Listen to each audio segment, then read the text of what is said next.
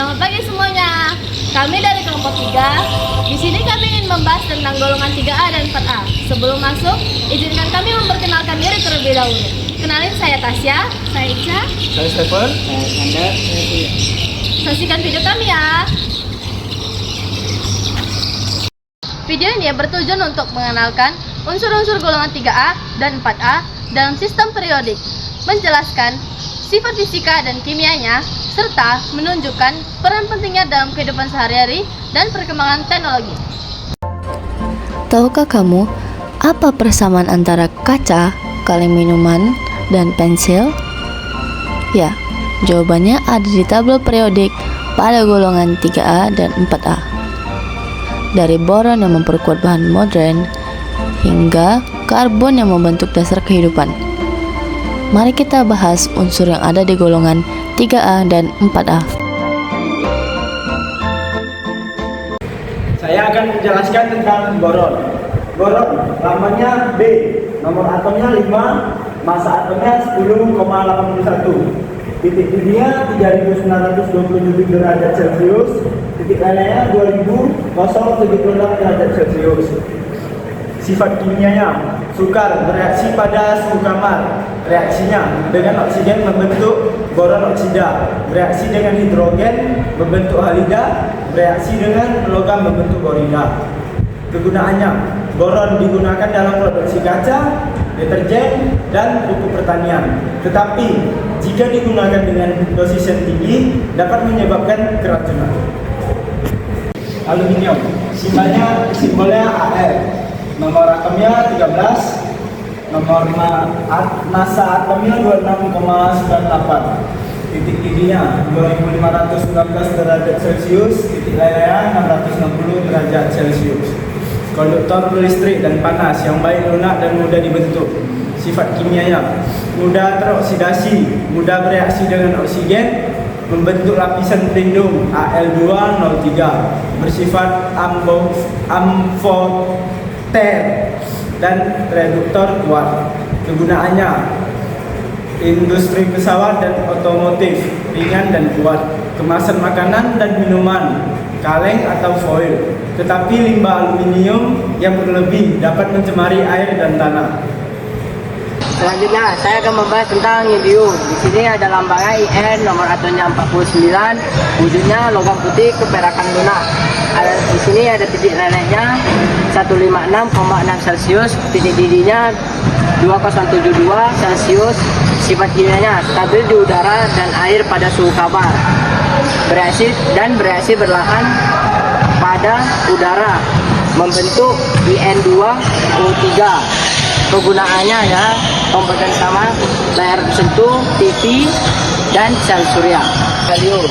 Di sini ada logonya GA, ada nomor atomnya 31, titik lelehnya 29,76 Celcius, titik didihnya 2204 Celcius, dan ujungnya logam putih keperakan lembut, dan sifat kimianya stabil di udara tetapi mudah teroksidasi pada suhu tinggi.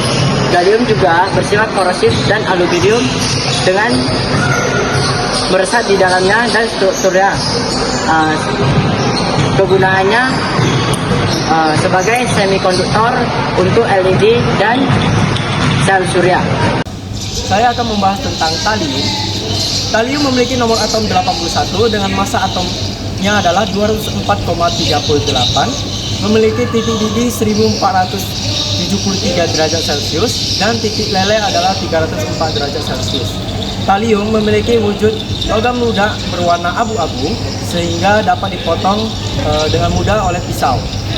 Talium memiliki sifat kimia yang mudah teroksidasi di udara, membentuk lapisan oksida abu-abu, dan dapat bereaksi dengan air menghasilkan hidroksida yang beracun. Kegunaan talium digunakan dalam pembuatan sel fotolistrik dan laser optik, tetapi sangat berbahaya bagi manusia dan hewan. Karbon memiliki nomor atom 6 dan massa atomnya 12, memiliki titik didih 4872 derajat Celcius dan titik leleh 3550 derajat Celcius. Memiliki wujudnya adalah non-logam dan terdapat dalam bentuk grafit, intan, dan juga alam. Dalam sifat kimia, karbon dapat membentuk senyawa kovalen kompleks dan dapat bereaksi dengan oksigen yaitu membentuk CO dan CO2. Kegunaan karbon dapat digunakan sebagai bahan bakar fosil seperti batu bara dan minyak bumi, dan sebagai bahan dasar senyawa organik. Grafit sebagai elektroda dan pelumas, dan intan sebagai alat pemotong industri dan perhiasan. Tetapi pembakaran karbon dapat menghasilkan CO2 sebagai gas rumah kaca dan CO, karbon monoksida, yang bersifat racun bagi manusia. Saya akan membahas tentang silikon dan germanium. Silikon dengan lambangnya S dengan nomor atom 14 dan massa relatif atomnya 28,09 dengan titik didih 3265 derajat Celcius dan titik lelehnya adalah 1414 derajat Celcius dengan wujud padatan kristal abu-abu megalik dan keras dan rapuh.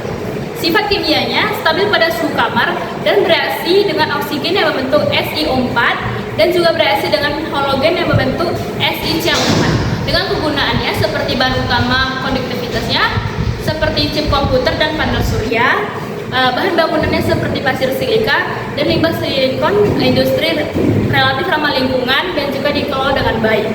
Jadi saya akan membahas tentang germanium juga. Di sini ada lambang dengan Ge dengan nomor atom 32 dan massa relatif atomnya 72,63 dengan titik didih 2833 derajat Celcius dan titik lelehnya 938,3 derajat Celcius.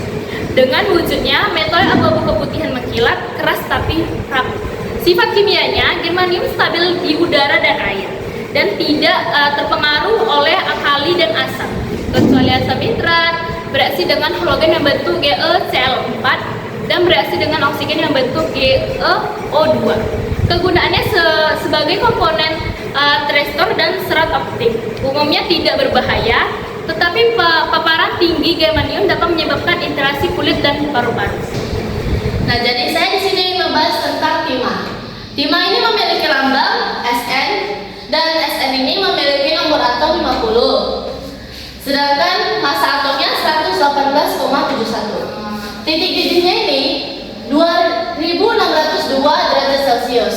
Sedangkan titik lelehnya 231,9 derajat Celcius.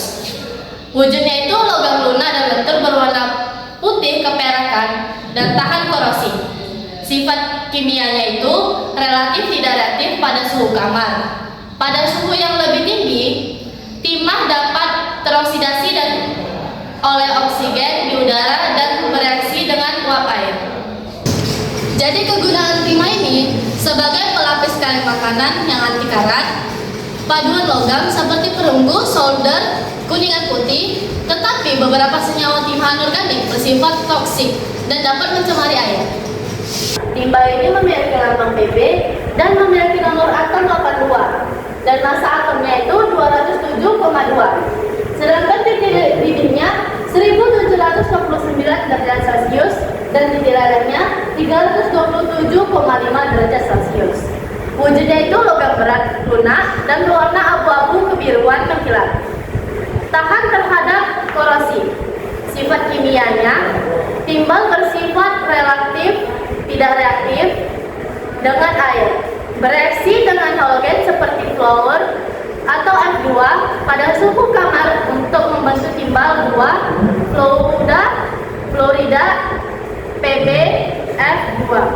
Kegunaannya itu untuk aki atau baterai kendaraan sebagai amunisi, peluru, senjata, tetapi sangat beracun bagi manusia. Saya akan menyimpulkan semua unsur yang ada di dalam golongan 3A. Yang pertama, boron adalah metaloid keras yang sering digunakan dalam industri kaca. Yang kedua, aluminium adalah logam ringan yang tahan karat sehingga sering digunakan dalam kehidupan sehari-hari. Yang ketiga, gallium dan indium adalah unsur strategis untuk revolusi teknologi digital karena banyak digunakan dalam pembuatan komponen mesin. Yang keempat, talium memiliki aplikasi yang terbatas karena toksisitas yang ekstrim. Selanjutnya, kesimpulan dari golongan 4A, di mana yang pertama, karbon adalah non-logam yang sangat penting bagi kehidupan dan kimia organik. Tetapi, pembakarannya menghasilkan CO2 yang dapat memicu pemanasan global. Yang kedua, silikon dan germanium adalah metaloid yang berperan besar dalam teknologi semikonduktor dan industri elektronik. Yang ketiga, timah dan timbal, keduanya adalah logam, di mana timah banyak digunakan dalam pelapis anti karat dan solder, sedangkan timbal digunakan dalam aki dan pelindung radiasi. Tetapi penggunaan timbal memiliki toksisitas yang tinggi sehingga harus dibatasi. Demikian video kami mengenai golongan 3A dan 4A. Semoga bermanfaat dan terima kasih. Sampai jumpa.